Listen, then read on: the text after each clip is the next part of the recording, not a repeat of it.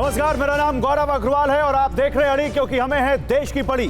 बिहार में सरकार बदलने जा रही है। नीतीश कुमार कभी भी इस्तीफा दे सकते हैं। वही आरजेडी भी अपना दावा पेश करने के लिए तैयार है, लेकिन इसकी बिग पिक्चर इंडिया है। यानी बिहार में खेला हो गया तो वही यूपी में सीट शेयरिंग पर कांग्रेस और समाजवादी पार्टी में तनातनी है। अखिलेश राहुल को सिर्फ 11 सीटें देने की बात कह रहे हैं। इसके पहले बंगाल में ममता ने अकेले चुनाव लड़ने की बात कही थी और पंजाब में आम आदमी पार्टी ने 13-0 की बात कही। यानी 4 बड़े प्लेयर, नीतीश, ममता, अखिलेश और केजरीवाल। इनके संकेत साफ लगते हैं, अब इंडिया खत्म। इसी पर आज की चर्चा होगी, लेकिन टीवी 9 की टीम ग्राउंड जीरो पर तैनात है। बिहार में बहुत तेजी से उठापटक हो रहे हैं और आज चर्चा के लिए प्रवक्ताओं का एक बड़ा पैनल मेरे साथ होगा। ग्राउंड पर रिपोर्टर्स की एक बड़ी टीम है। लेकिन बिहार का सियासी खेला, किसकी गेम, किसके शपथ, किसका खेला और गेम अभी बाकी है, इस पर हम बात कर रहे हैं। 5 बड़ी खबरें इसी से जुड़ी हुई आपके सामने, बिहार की सियासी हलचल से जुड़ी 5 बड़ी खबरें। पहली खबर, आज ही इस्तीफा दे सकते हैं नीतीश कुमार। नीतीश कुमार आज इस्तीफा दे सकते हैं। दूसरी खबर, शाम 7 बजे जेडीयू विधायक दल की अहम बैठक है। तीसरी खबर, आरजेडी में आखिरी फैसला लालू यादव लेंगे। चौथी खबर, तेजस्वी ने कहा बिहार में खेला अभी बाकी है। और 5वीं खबर, पटना में कल भी खुलेगा सचिवालय, शपथ की तैयारी। तो ये 5 बड़ी खबरें आपके सामने हैं। इन खबरों से आप समझ सकते हैं क्या है इस वक्त बिहार का राजनीतिक तापमान और किस तरह से बिहार में चीजें पिछले 24 से 48 घंटे में बहुत तेजी से पलट गई हैं। एक और बड़ी खबर आपको बताता हूं, पटना में बीजेपी नेताओं की बैठक जारी है। बड़ी खबर, बैठक में विधायक, सांसद और प्रभारी शामिल हैं। पटना में बीजेपी नेताओं की बैठक चल रही है और इस बैठक में विधायक हैं, सांसद हैं, बिहार के प्रभारी हैं। बिहार के सियासी हलचल पर इस बैठक में मंथन हो रहा है।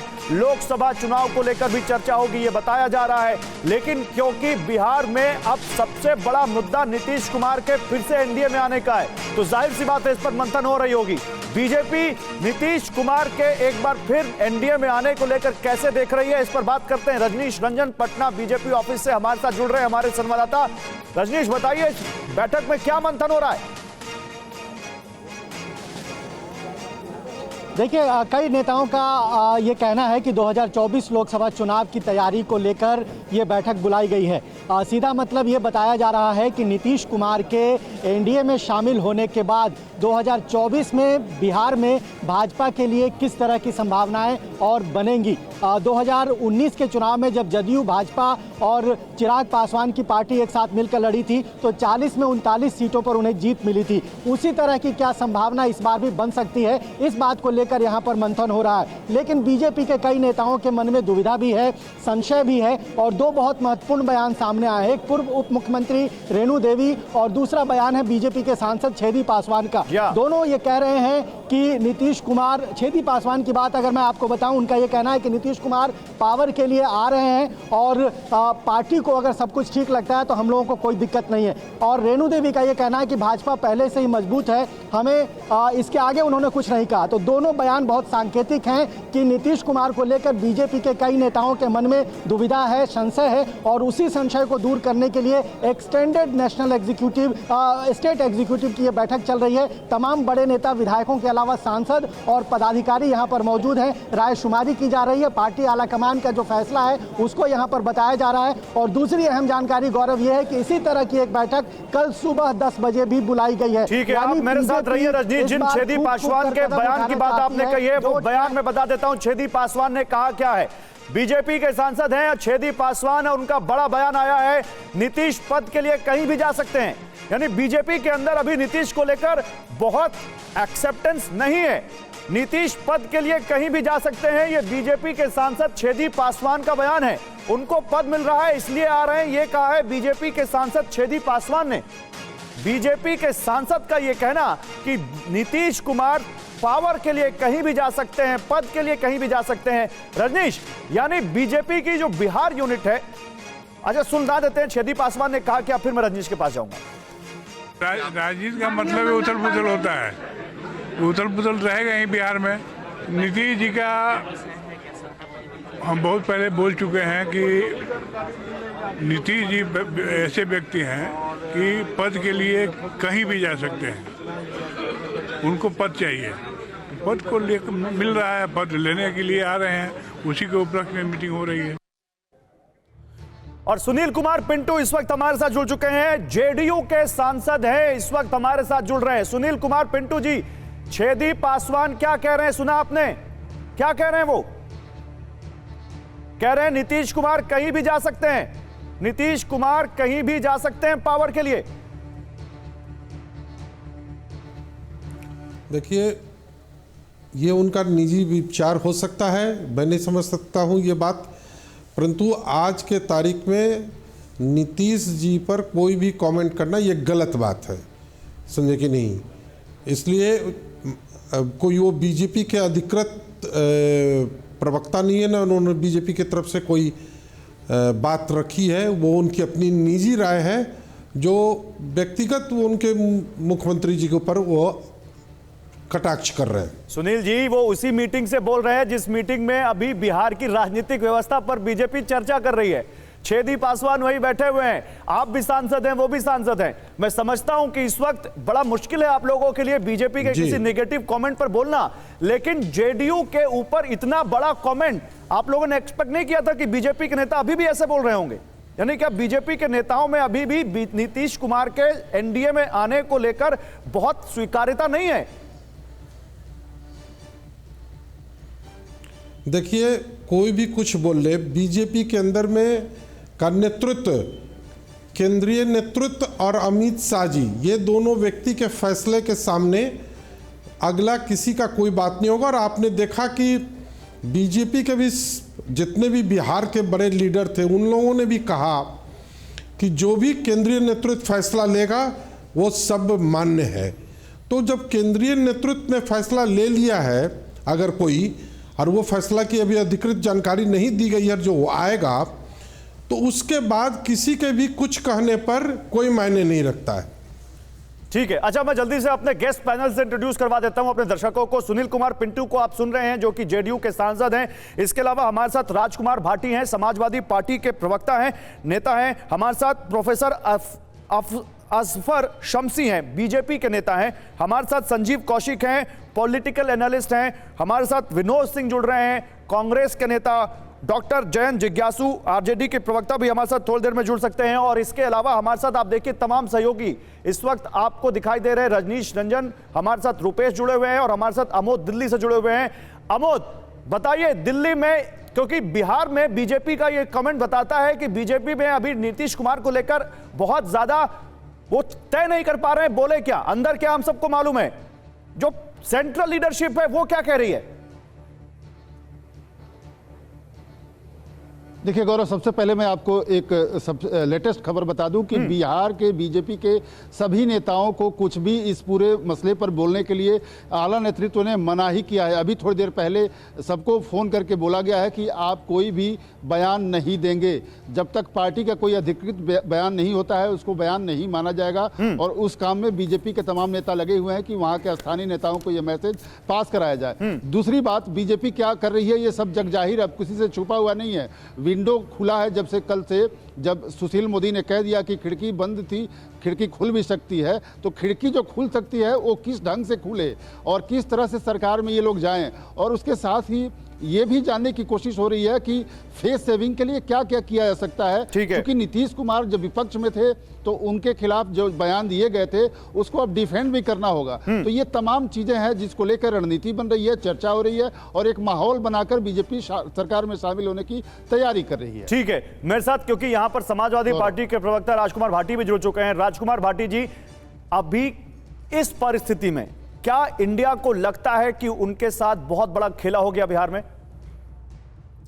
नहीं, खेला तो असल में नीतीश कुमार के साथ हुआ। नीतीश कुमार ने किस मजबूरी में या किस कारण से पलटी मारी है तो वो जाने, लेकिन आज राजनीति में नीतीश कुमार का जो एक कद बन रहा था, मुख्यमंत्री तो वो पिछले 18 साल से हैं, मुख्यमंत्री से ऊपर उनका एक राष्ट्रीय स्तर पर एक छवि बन रही थी और देश की जनता उनकी तरफ उम्मीद की नज़र से देख रही थी। उन्होंने जो 2 पिछले काम उनके ऐसे रहे जिनकी वजह से उनके कद में इजाफा हुआ, एक तो इंडिया गठबंधन के निर्माण में उनकी भूमिका, दूसरे बिहार में जो सामाजिक न्याय के लिए उन्होंने काम किया, जाति जनगणना कराई और ओबीसी वर्गों का कोटा जो था आरक्षण में वो बढ़ाया।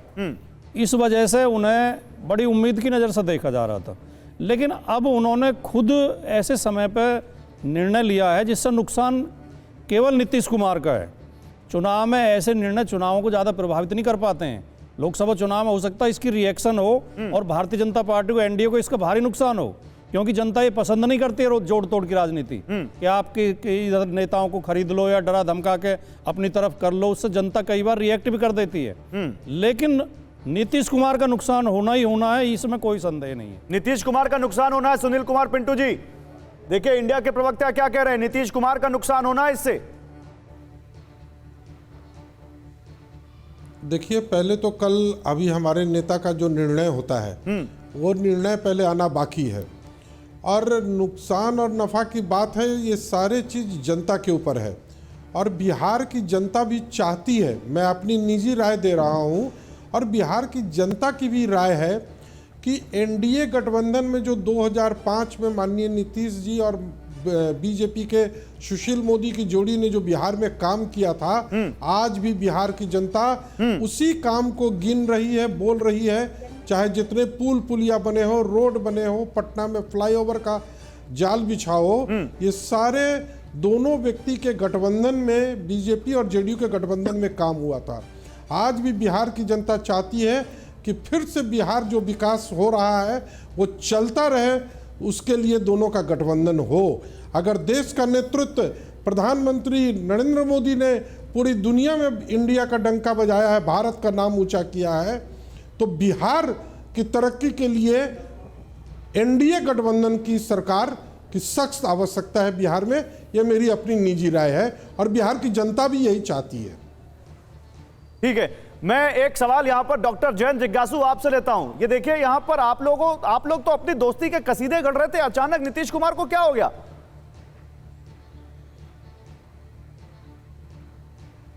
देखिए, हमारे राष्ट्रीय अध्यक्ष और गरीबों के मसीहा लालू प्रसाद जी की प्रतिबद्धता जो है वो इस देश में सामाजिक सद्भाव कैसे कायम रहे इसके प्रति, और हम लोगों के यशस्वी उप मुख्यमंत्री तेजस्वी जी की प्रतिबद्धता इसमें है कि कैसे हम जनता के प्रति जो जवाबदेही हमारी है, जो वायदे घोषणा पत्र में हम करते हैं, उसको कैसे पूरा करें।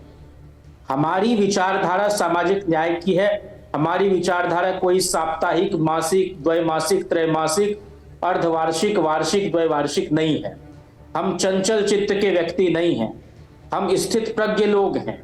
हम शांति से कोई बात विचार करते हैं और वचनबद्धता के साथ उस पर अड़े रहते हैं। निजी नफे नुकसान के हिसाब से हम कोई निर्णय नहीं लेते हैं। आप तो वही खड़े हैं, आपके साथी आपको छोड़कर आगे बढ़ गए भाई।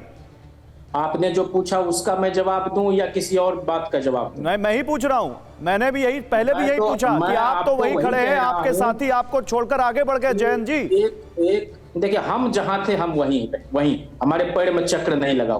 कौन किधर जाते नहीं जाते, क्या अफवाह हवा में है, हम उस पर नहीं बात करते जब तक माननीय मुख्यमंत्री नीतीश कुमार जी का कोई वक्तव्य नहीं आ जाता। अब प्रवक्ता के बारे में तो कहा जाता है कि वो पार्टी का आधिकारिक पक्ष रखते हैं।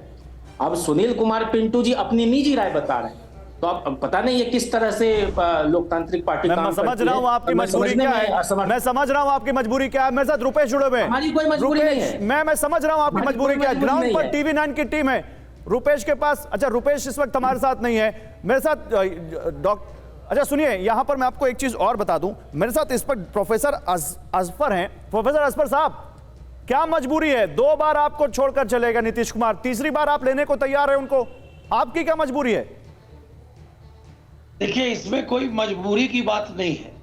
जो बिहार के हित में होगा, बिहार की तरक्की के लिए होगा, और बिहार की आवाम भी चाहती है कि जिस तरह देश के यशस्वी प्रधानमंत्री के नेतृत्व में देश और दुनिया का नाम ऊंचा हो रहा है, उसी तरह बिहार भी सही दिशा में चले और अच्छे से चले। और इसमें कोई दो राय नहीं है कि जब एनडीए की सरकार थी बिहार में, और अगर आप शुरुआती दौर से भी देखेंगे तो एक स्टेबल गवर्नमेंट थी और एक साफ सुथरी गवर्नमेंट थी, और विकास का काम बहुत तेजी से हो रहा था। अब सवाल है कि हमारी पार्टी तो कोई कांग्रेस वाली पार्टी है नहीं, राजद वाली पार्टी है नहीं कि साहब वहां पे कोई वन मैन शो है हमारा जो केंद्रीय नेतृत्व तय करता है। जो हमारे राष्ट्रीय अध्यक्ष कहेंगे वो हमारे प्रदेश अध्यक्ष कहेंगे, जो प्रदेश अध्यक्ष कहेंगे वो जिला अरे अध्यक्ष कोई कहेंगे, विचारधारा है, कोई विचारधारा है कि बस केवल आपको चुनाव ही देखना है। मैं आ रहा हूं, देखिए एक बड़ी खबर आ रही है, आज ही इस्तीफा दे सकते हैं नीतीश कुमार। आज शाम 7 बजे जेडीयू विधायक दल की बैठक है, एक बड़ी बैठक जेडीयू की हो रही है और खबर है कि आज ही इस्तीफा दे सकते हैं नीतीश कुमार। मुख्यमंत्री आवास में होगी विधायकों की बैठक और आज ही इस्तीफा दे सकते हैं नीतीश कुमार। रुपेश, क्या जानकारी है इस बारे में?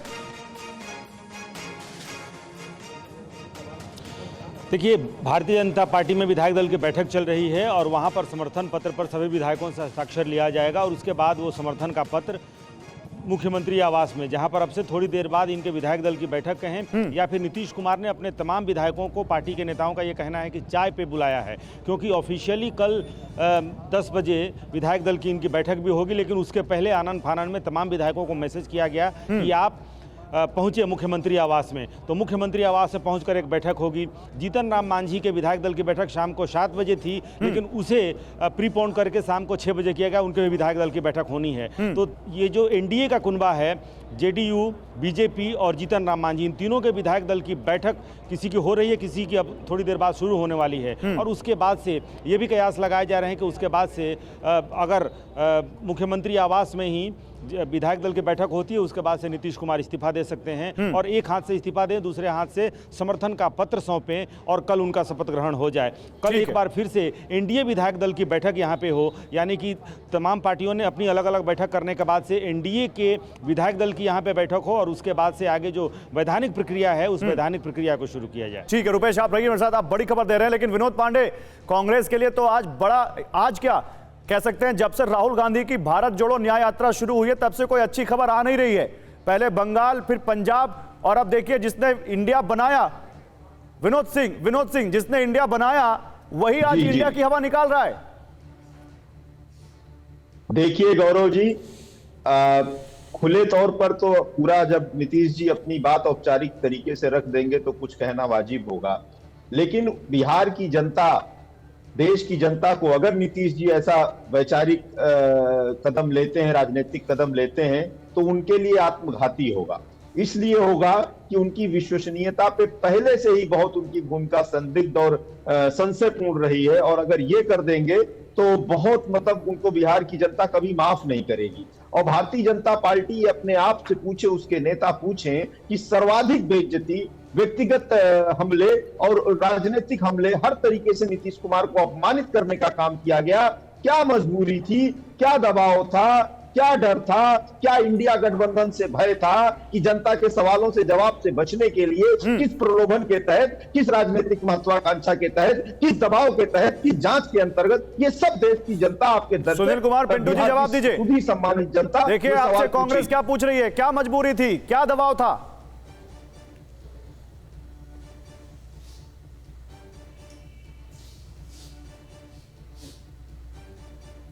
सुनील जी आवाज आ रही है?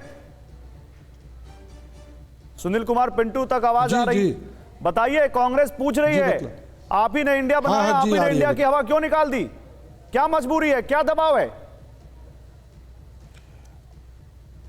ये तो बतलावे कांग्रेस के शीर्ष नेतृत्व ही कि माननीय नेता नीतीश जी ने तो बार बार कहा कि सीटों की शेयरिंग पर मीटिंग हो, सीटों की शेयरिंग की जाए, उस पर चर्चा हो।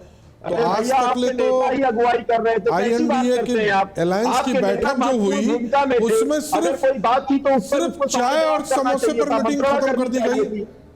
तो इस तरीके की बात करेंगे आप, उसके महत्वपूर्ण घटक थे। ये आज तक ये बतलावे ना, सबने आपको सम्मान दिया। अरे भाई, हमारे नेता ने तो सबसे पहले, हमारे नेता नहीं तो सभी को एक जगह जमा किया। आप अपने ईगो के सामने किसी को समझने को तैयार नहीं हुए। ठीक है, आप अपने ईगो के सामने किसी को समझने को तैयार नहीं है। संजीव कौशिक, संजीव कौशिक, बात क्लियर है। इंडिया में कांग्रेस के ईगो की वजह से आज ये हालात हैं, बिहार में भी। देखिए गौरव, 2-4 दिनों से जो खबरें चल के आ रही है और जो हालात सामने दिखाई दे रहे हैं, यदि नीतीश कुमार दोबारा कल शपथ ग्रहण समारोह में भाग लेते हैं तो वो 9वीं बार मुख्यमंत्री का शपथ लेने वाले मुख्यमंत्री होंगे और एक ही विधानसभा कार्यकाल में सबसे कम संख्या के साथ तीसरी बार मुख्यमंत्री बनने वाले होंगे। लालू प्रसाद यादव ने जो उनका नामकरण किया था, आज के वक्त में जिस तरह का उनका आचरण दिखाई दे रहा है, वो अपने नाम के अनुरूप अपने व्यवहार को करते हुए दिखाई दे रहे हैं। लेकिन सबसे बड़ी बात यह है कि जो भारतीय जनता पार्टी 400 पार का नारा देती थी, भारतीय जनता पार्टी के वो सारे लोग जो बिहार की इकाई के लोग जो लगातार हमलावर थे, और किसी ने पगड़ी और साफा तक बांध लिया था सर पे कि जब तक नीतीश कुमार को हटाएंगे नहीं तब तक ये पगड़ी नहीं उतारेंगे। अब कल से कैसे नीतीश कुमार के सामने और नीतीश कुमार के लिए कसीदे करते हुए नजर आएंगे, कैसे बोल पाएंगे वो, जिसको भ्रष्टाचार की जननी बता रहे थे, जिसको प्रोफेसर असफर साहब जवाब दीजिए, बीजेपी के नेता हैं, प्रोफेसर असफर साहब जवाब दीजिए, जनता के बीच कैसे जाएंगे, वो किस मुंह से जाएंगे? राजनीति में जनता के हित के लिए, बिहार के हित के लिए जो होता है उस पर निर्णय बीजेपी करती है। अरे साहब, जनता की बलि वर्किंग कल्चर देख लिया आरजेडी का क्या है और किस प्रकार से क्राइम और करप्शन आरजेडी के अंदर है, तो बिहार की जनता चाहती थी कि भाई आरजेडी से मुक्ति मिले। अब सवाल है कि जब हमारा केंद्रीय नेतृत्व इस बात को देख रहा है कि हमें देश के साथ बिहार को भी डेवलप करना है और बिहार डेवलप की ओर बढ़ रहा था एनडीए सरकार में, इसीलिए इसमें बेचैन होने की क्या जरूरत है। ठीक है, अच्छा मैं एक चीज मैं यहाँ पर मैं अपने जो हमारे संवाददाता उनको कहना चाहता हूँ, अगर आपके पास कोई भी न्यूज होगी आप हैंड रेज कीजिएगा, मैं आपके पास आऊंगा। लेकिन जयंत जिज्ञासु साहब, सवाल तो ये है, जीत के तो नीतीश कुमार बीजेपी के साथ ही आए थे ना, वो तो बाद में आपके साथ चले गए, तो बिहार की जनता ने मैंडेट तो बीजेपी और जेडीयू को ही दिया था ना। और जीत के 2015 में किन के साथ आए थे? हमारे साथ ना। तो 17 में तो जनादेश का अपहरण और बलात्कार कर दिया, फिर इसका मतलब उन्होंने। इस तरह की बातें राजनीति में नहीं होती। मैं ये कह रहा हूं कि हम लोग half wrong half right approach के साथ पॉलिटिक्स नहीं करते, हम स्पष्टवादी राजनीति करते। हमारे सामने अभी एक ही लक्ष्य है कि कैसे मौजूदा हुकूमत को इस देश की गद्दी से उतारे और कॉर्पोरेट परस्त सरकार को बदलकर कैसे किसानों की हिमायती सरकार। तो आप ये कह रहे हैं कि नीतीश कुमार मौका परस्त हैं? आप ये कह रहे हैं नीतीश कुमार मौका परस्त हैं? ये मैं नहीं कह रहा, मैं तो अतिरिक्त अपनी ओर से कोई बात ही नहीं कहना चाहता हूं। हाँ। देश और दुनिया के सामने ये है कि कैसे देश में पहली बार जाति आधारित गणना कराने वाला सूबा बिहार, कैसे 4 लाख से ज्यादा नौकरी देने वाला सूबा बिहार, कैसे 70 दिन के अंदर 2.25 लाख गुणवत्तापूर्ण शिक्षकों की बहाली बीपीएससी के जरिए कराने वाला सूबा बिहार, कैसे हर जिले में एक मेडिकल खोलने का संकल्प लेने वाले उप मुख्यमंत्री तेजस्वी जी के सदप्रयास से शिक्षा व्यवस्था, स्वास्थ्य व्यवस्था बेहतर करने वाला सूबा बिहार। देखिए एक बात मैं सुनील कुमार पिंटू बताइए, अब ये आरजेडी कह रही है कि हमने इतने सारे काम किए उसके बावजूद ये क्यों जा रहे हैं, और मेरे पास एक बयान भी है नीतीश कुमार का, मैं सुनाऊंगा, उस पर भी आपको जवाब देना पड़ेगा।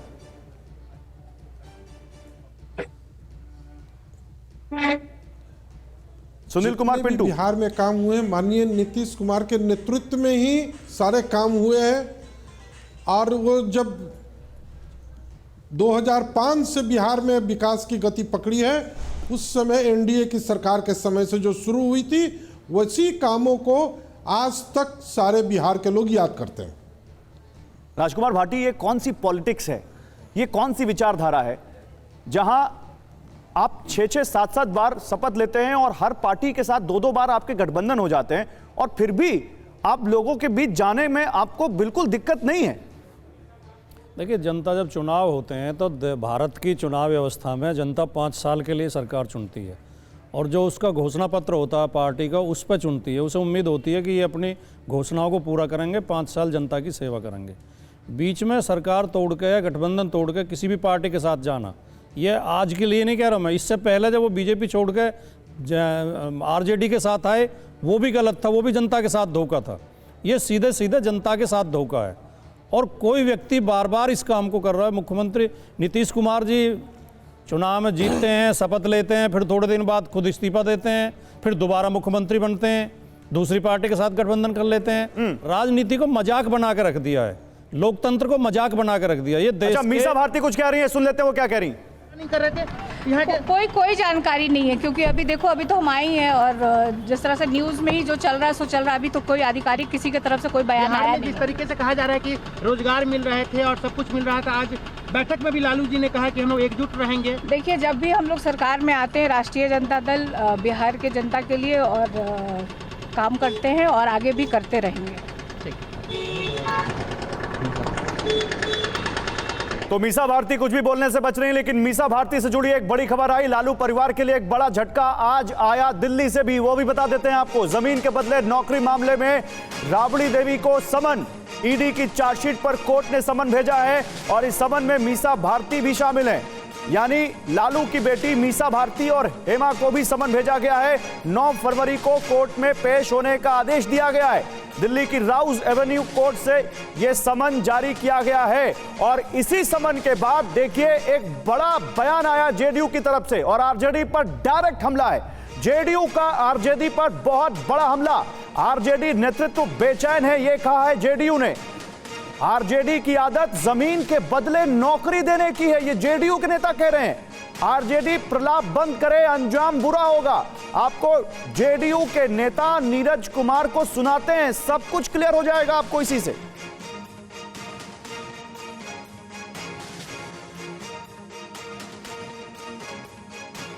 राजद नेतृत्व बेचैन है। बेचैनी का कारण साफ है कि चूंकि इन लोगों की आदत में शुमार रहा है नौकरी के बदले जमीन लेने का, तो 2,15,000 शिक्षकों की बहाली जो तय सीमा में माननीय नीतीश कुमार जी के नेतृत्व में हुआ, जिसमें न पदस्थापन में चल पाया न नौकरी देने में चल पाया, तो स्वाभाविक है अनर्गल प्रलाप कर रहे हैं। अनर्गल प्रलाप पर रोक लगाइए, वरना अंजाम इसका राजनीति में बेहतर नहीं होगा। जयंत जिज्ञासु, अब बताइए इसके बाद कहने को कुछ बचता है? कुछ बचता है इसके बाद कहने को? आरजेडी नेताओं की आदत में शुमार है जमीन लेना नौकरी के बदले, ये जेडीयू के आधिकारिक प्रवक्ता सीनियर लीडर कह रहे हैं। अब देखिए, मैं एक बात कहूं, मैं दुनिया के तमाम राजनीतिक दलों के प्रवक्ताओं की टिप्पणी का जवाब देना वाजिब समझता हूं। हम लोग जनता पार्टी के समय में प्रवक्ता हुआ करते थे सुरेंद्र मोहन जी, उनको आदर्श मानते हैं, लेकिन किसी भी पॉलिटिकल पार्टी के सबसे वर्स्ट स्पोक्स पर्सन में से एक ये हैं। ये तो बिल्कुल अपराधी की भाषा है, ये धमकी कहीं लोकतंत्र में चलता है। और तब जब आपकी सरकार महागठबंधन की हो, अलायंस में हो, सुनील जी भी मुस्कुरा रहे हैं। मेरा तो सिर्फ ये कहना है कि किसी भी नेता का मूल्यांकन इस आधार पर नहीं होता है कि वह कितने वर्षों तक प्रधानमंत्री रहा। यही वो नेता हैं जो सुबह से जेडीयू की पार्टी लाइन बता रहे हैं हमको, यही वो नेता हैं। बीच में काहे टोक रहे हैं, हमको बोलने तो दीजिए। नहीं, आप बोलिए, लेकिन मैं कह रहा हूं यही वो नेता हैं जो सुबह से जेडीयू की पार्टी लाइन बता रहे हैं। अच्छा, तो हमको नहीं मतलब है उससे, क्या बोलते हैं नहीं बोलते हैं वो जाने। हम कह रहे हैं कि मूल्यांकन नेता का इस आधार पर होता है कि उसने फैसले क्या लिए। अभी बताया कि शिक्षक, अरे दुनिया जानती है कि शिक्षकों की बहाली बीपीएससी के जरिए। आप उनके बयान पे बोलने से बच क्यों रहे हैं जयंत जी? आप उनके बयान पर बोलने से बच क्यों रहे हैं? किनके बयान पर? नीरज कुमार, जेडीयू के प्रवक्ता के बयान पर। नीरज वो कह रहे हैं आरजेडी के नेता नौकरी के बदले जमीन लेते हैं। मैं उनके बयान पर कोई बयान दूं? अरे नेता के बयान पर बयान दिया जाता है, प्रवक्ता के बयान पर कहीं बयान दिया जाता है? इतना स्तर मत गिराइए अपने डिबेट का जी। अच्छा, अगर वो आपके पक्ष में कहते तो स्तर बड़ा होता। अभी मैंने आपसे पूछ लिया, आपके लिए टाइट स्पॉट है तो स्तर गिर रहा है डिबेट का। अरे स्तर तो आप देखिए क्या वहां पर हो रहा है। सुन लीजिए, जिस समय नीतीश कुमार जी दोबारा इस तरफ आए थे, तब भी मैंने कहा खुश होते हैं वस्ल में पर मर नहीं जाते, आई शबे हिजरा की तमन्ना मेरे आगे। रुपेश को लाइए स्क्रीन पर, रुपेश और अमोद राय को लाइए स्क्रीन पर। ओके रुपेश, ये आरजेडी के प्रवक्ता जो हैं, ये इनकी मजबूरी है। आखिर क्यों आरजेडी के प्रवक्ता उतना खुलकर नहीं बोल पा रहे हैं जितना जेडीयू खुलकर बोल रही है? न सुनील जी शालीन आदमी नहीं, रुकिए रुपेश, जेडीयू के वो प्रवक्ता हैं। रुकिए जयंत जिज्ञासु, रुकिए। अब रुपेश हमारे संवाददाता पटना से हैं, सुबह से रिपोर्ट कर रहे हैं, सुन लीजिए, उनको भी सुन लीजिए। रुपेश बोलिए।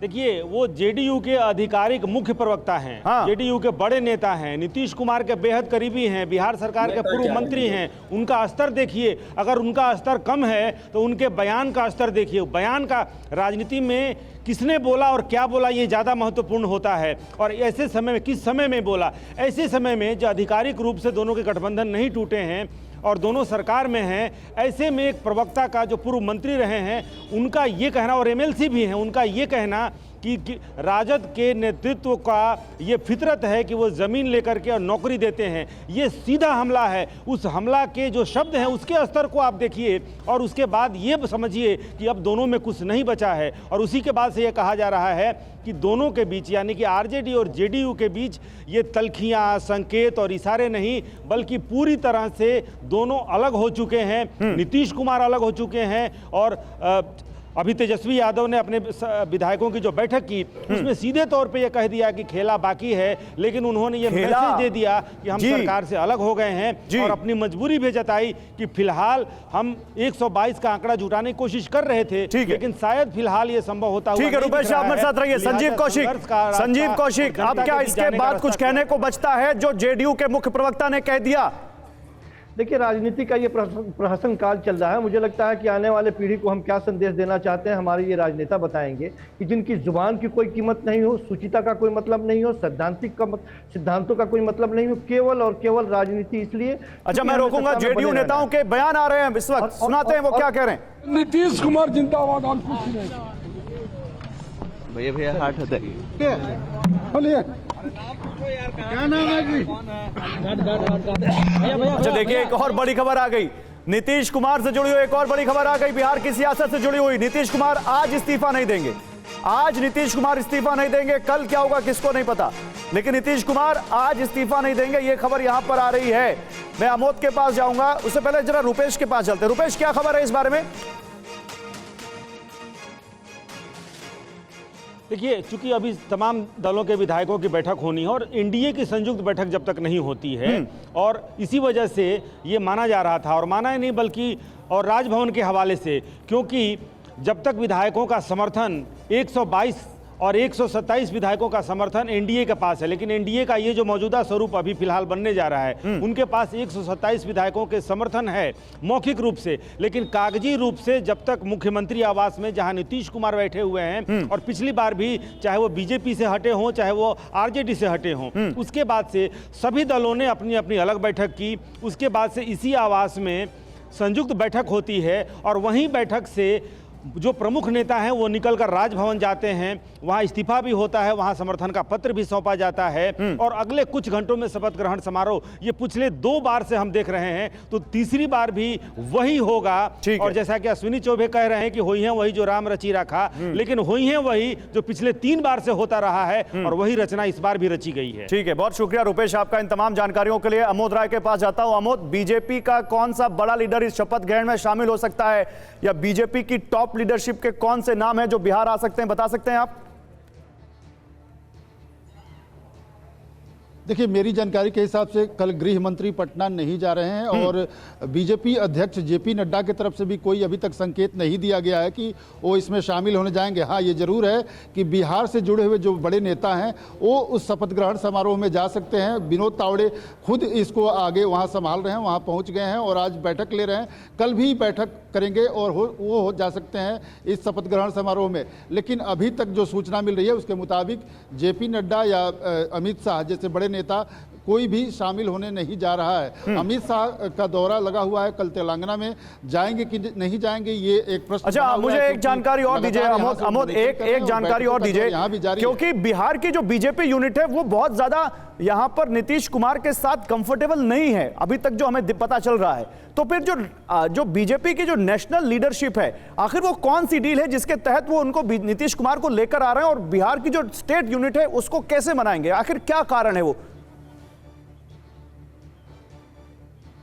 देखिए, स्टेट यूनिट की जहां तक बात है ऑलरेडी बैठक हो चुकी है। परसों अमित शाह के घर पर जेपी नड्डा और राज्य के नेताओं की बैठक हो चुकी है और जो मैसेज देना था वो दिया जा चुका है। आज जो बैठक चल रही है पटना में उसमें भी मैसेजिंग का ही काम हो रहा है और कल जिला अध्यक्षों को बुलाया गया है। कल 10 बजे सुबह उनकी बैठक पटना में होनी है, उनको मैसेज दिया जाएगा, सांसदों की बैठक होनी है।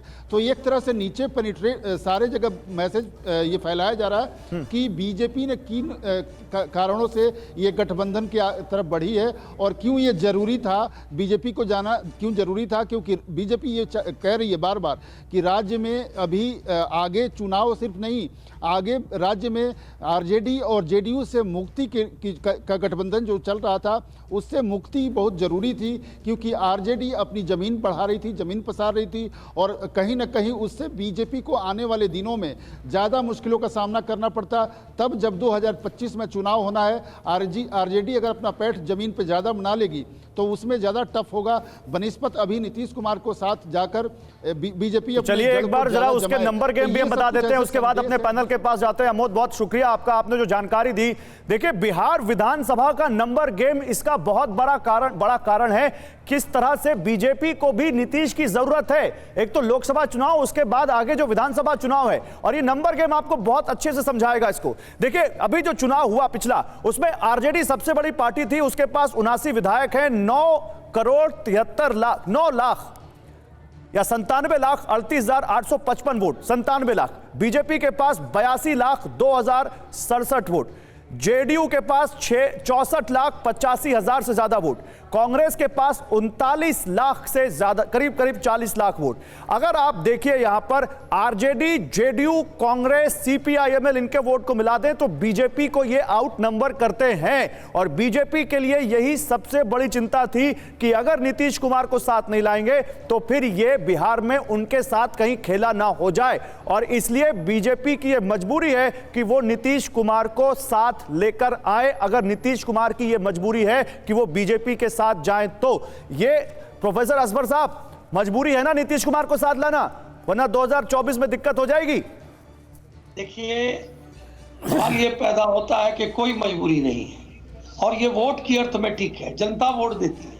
अब स्पेकुलेशन कोई अपना लगाए ये अलग विषय है, स्पेकुलेशन लोग लगा सकता है, लेकिन हकीकत ये है कि democracy for the people, of the people and by the people है, उस आधार पे चलती है। तो सवाल ये पैदा होता है कि बिहार के हक में, अच्छा मजबूरी नहीं है, मजबूरी नहीं है तो फिर आप नीतीश कुमार जो आपको 2 बार धोखा देकर जा चुके हैं, जिनके लिए आपने मंचों से कहा कि हमारे दरवाजे नीतीश कुमार के लिए हमेशा के लिए बंद हो चुके हैं, क्यों ले रहे हैं उनको वापस आप? ये दरवाजा बंद भी होता है और बंद दरवाजा खुलता भी है, ये कोई परमानेंसी थोड़ी है। अगर आप दरवाजा कभी ताला लगा देते हैं, आपको लगता है कि ताला लगा दिया, इसमें हो सकता है कि चोरी हो। अरे तो आज क्यों खुल गया दरवाजा? खोल देते हैं। आज ऐसा क्या हो गया? आज ऐसा अचानक क्या हो गया? इसीलिए दरवाजा खोलना और बंद करना ये रूटीन वर्क है। अरे भैया, आज अचानक ऐसा क्या हो गया प्रोफेसर साहब? ऐसा कौन सा आकाश टूट पड़ा जिसके लिए दरवाजा खुल गया? मैं बता रहा हूँ, बिहार के हित के लिए दरवाजा हो सकता है खुल जाए, बिहार की जनता के लिए दरवाजा खुल जाए, देश की हित के लिए खुल जाए। और डबल इंजन की जब सरकार होगी तो जिस तरह से अभी जो एक पैनल वाले बता रहे थे कि हमने ये नौकरियां दी, ये सारी नौकरियां पाइपलाइन में थी। जब एनडीए सरकार थी, भारतीय जनता पार्टी की सरकार थी, तो ये जितनी नौकरियों की बात कर रहे हैं वो पाइपलाइन में थी। ये बीजेपी के द्वारा की गई थी, जिसको आज ये क्रेडिट ले रहे हैं जनता दल यूनाइटेड और बीजेपी मिल करके ये सारी नौकरियों की शुरुआत। सुनील जी, मैं आ रहा हूं आपके पास। बिहार के अंदर में ये सरकार भाई जयंत जिज्ञासु, आप लोग इन्हीं की नौकरियों को जो पाइपलाइन में थी वो दे रहे हैं और क्रेडिट ले रहे हैं। नीतीश कुमार, एक मिनट, अफसर साहब रुकिए, प्रोफेसर साहब रुकिए, प्रोफेसर साहब रुकिए, तो जब उनके कल्चर प्रोफेसर साहब रुकिए, तो a man known by his companion. अरे देश हित, राष्ट्र हित में चुनाव जब से, अरे अफसर साहब, प्रोफेसर अफसर साहब, प्रोफेसर अफसर साहब सुनिए, मेरी बात सुनिए। जो भी रहेगा प्रोफेसर अफसर साहब, जब से देश आजाद हुआ है तब से चुनाव देश हित में ही हो रहे हैं। पॉलिटिकल पार्टियां देश हित में चुनाव लड़ती हैं, फिर ये दाएं बाएं आना जाना क्यों होता रहता है? जवाब दीजिए भाई जयंत जिज्ञासु। आप लोग इन्हीं की सारी योजनाओं को आगे बढ़ा रहे हैं, क्रेडिट खुद ले रहे हैं। नीतीश कुमार कैसे अनकंफर्टेबल ना हो? रुकिए प्रोफेसर साहब, रुकिए, आप तक आवाज आ रही है? प्रोफेसर साहब इनकी आवाज डाउन कर दीजिए, प्रोफेसर साहब तक आवाज नहीं जा रही, कोई कनेक्शन प्रॉब्लम है। बोलिए जयंत जिज्ञासु। मैं 2 सेंटेंस कहूंगा और इनको जवाब मिल जाएगा। बिहार विधानसभा चुनाव के समय में तेजस्वी जी ने जब कहा कि हम 10 लाख नौकरियां पहले सिग्नेचर से देंगे तो मजाक उड़ाया गया था। अलायंस में चुनाव लड़ रहे थे ये दोनों, कहा गया पैसवा कहां से लाओगे? तो अगर पाइपलाइन में थी तो ये बात नहीं बोलनी चाहिए थी। दूसरा, प्रधानमंत्री जी बार बार कहते हैं कि अरे 2014 के पहले कुछ हुआ था 70 साल में, और यहां हमारे माननीय मुख्यमंत्री जी कहते हैं 2005 के पहले कुछ था जी। तो कहीं ना कहीं कुछ साम्य तो है इस धरती पर। देखिए, सिंगल पीस है ये लोग। आखिरी बात, 1978 में कर्पूरी जी ने आरक्षण दिया था, अब मैंने 8% पिछड़ा, 12% अति पिछड़ा। 12 साल बाद वो आरक्षण को बढ़ाया गया। लालू जी जब आए तो 14% किया था। और राबड़ी जी जब आई 10 साल बाद 18% किया। राबड़ी जी कब मुख्यमंत्री पद से हटी थी? 2005 में। ठीक है। 18 साल तक आरक्षण नहीं बढ़ाया गया थी। पिछड़ों के हिमायती लोग बैठे हुए। अरे पिछड़ों के हिमायती मुख्यमंत्री बने तब हमने आरक्षण बढ़ा के। अरे तो 2005 में नीतीश कुमार कह रहे हैं उन्होंने आपको रिकमेंड कर दिया था। 10 साल आपकी यूपीए की सरकार गई, आपने भी तो नहीं दिया कर्पूरी ठाकुर जी को कोई भारत रत्न दिया आपने? भाई भारत रत्न की बात, हमने तो बाबा साहब को दिया, नेल्सन मंडेला को दिया, कर्पूरी ठाकुर को दिया आपने? नारायण दलित को राष्ट्रपति, कर्पूरी ठाकुर को दिया आपने? आदिवासी, कर्पूरी ठाकुर को क्यों नहीं दिया आपने? आपको मालूम नहीं हमने देवेगौड़ा को, कर्पूरी ठाकुर को क्यों नहीं दिया? 10 साल आपकी सरकार थी जिसके नाम पे आज आप कह रहे हैं कि बीजेपी ने ये राजनीति की है। मंत्री बनाया सरकार में, क्या बात करते हैं हम? कर्पूरी ठाकुर को देने, कर्पूरी ठाकुर को भारत रत्न नहीं देने का कोई जवाब है? डॉक्टर जयंत जिज्ञासु, आपने क्यों नहीं दिया? 10 साल आपकी सरकार थी। लालू जी ने, राबड़ी जी ने, तेजस्वी जी ने जो आरक्षण बढ़ाया है कर्पूरी जी की। अच्छा रुकिए, एक बड़ी खबर आ रही है, एक बड़ी खबर आ रही है। देखिए जीतन राम मांझी की पार्टी की विधायक दल की बैठक शुरू हो गई है। हम की विधायक दल की बैठक शुरू हो गई है। 4 विधायक उनके पास भी हैं और वो सबसे ज्यादा इस वक्त इंपॉर्टेंट बन चुके हैं इस पॉलिटिकल क्राइसिस में। ये बड़ी खबर इस वक्त आ रही है, जीतन राम मांझी की पार्टी की यहां पर पटना में विधायक दल की एक बैठक शुरू हो चुकी है। इस वक्त की बड़ी खबर, पटना में हम विधायकों की बैठक शुरू। अब ये हम विधायक किसकी तरफ जाएंगे? कह तो रहे हैं एनडीए में, लेकिन ये बहुत अहम हो चुका है। जीतन राम मांझी को लेकर खबर है कि राहुल गांधी ने भी उनसे बात की, विनोद सिंह।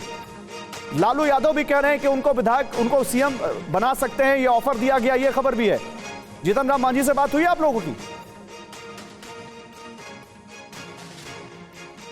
एक तौर पर जो भी भारतीय जनता पार्टी की तानाशाही राजनीति से आज ही जाके वैचारिक रूप से साथ आया था, उन सबके संतोषजनक जवाब, अगर कुछ ये अप्राकृतिक अस्वाभाविक टाइप का गठबंधन और राजनीतिक भूमिका होती है तो नीतीश जी या एनडीए के पास कोई माकूल जवाब नहीं होगा।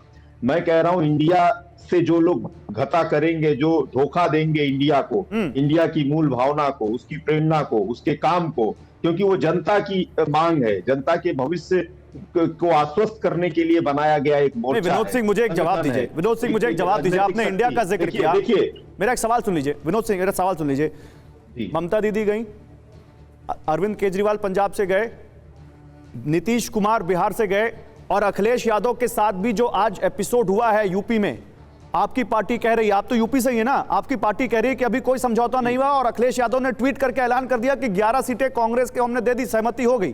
तो विवाद वहां भी है। कहां है इंडिया? 4 जो बड़े राज्य हैं वहां पर यह हालत है, इंडिया है कहां?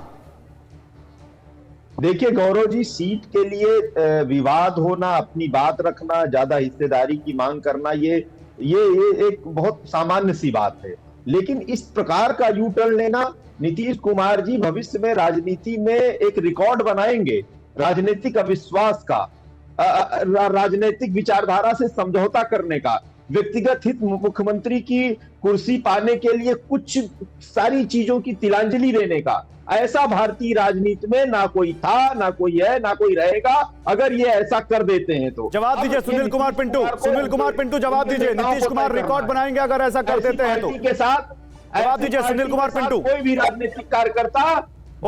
ओके, सुनील कुमार पिंटू जवाब दे रहे हैं।